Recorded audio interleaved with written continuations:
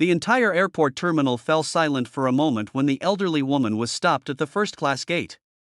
She stood there alone, clutching a worn handbag and an old coat that looked decades out of fashion.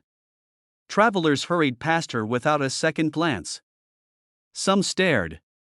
Others whispered. The airline employee looked at her ticket, then at her appearance, and shook his head.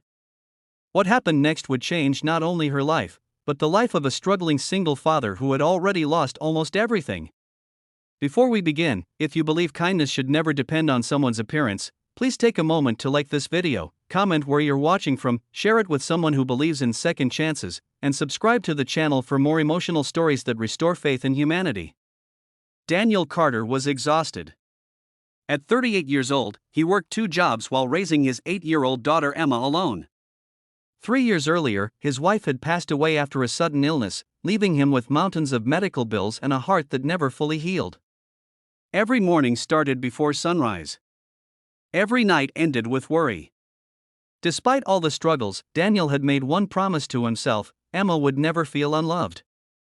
That promise came at a cost. Most months he barely had enough money to cover rent, groceries, and school expenses. Vacations were impossible.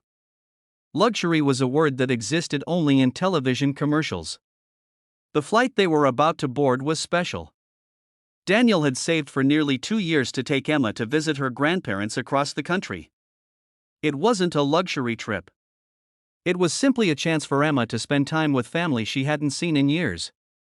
As they waited near the boarding gate, Daniel noticed the elderly woman standing alone. The airline employee examined her ticket repeatedly. Several passengers nearby rolled their eyes. A few even laughed quietly. The old woman remained calm, but Daniel could see the embarrassment in her face. Years of hardship had taught him how humiliation looked. The employee finally informed her that there must be some mistake. Someone like her couldn't possibly have a valid first-class ticket. The words weren't loud, but they cut deeply. The woman reached into her purse and carefully produced identification and confirmation documents. Still, nobody seemed interested in helping her. Instead, she was treated like an inconvenience. Daniel watched for several minutes. Most people looked away. Others pretended not to notice. Emma tugged gently on his sleeve. "Dad, why is nobody helping her? Children often see what adults ignore." Daniel sighed.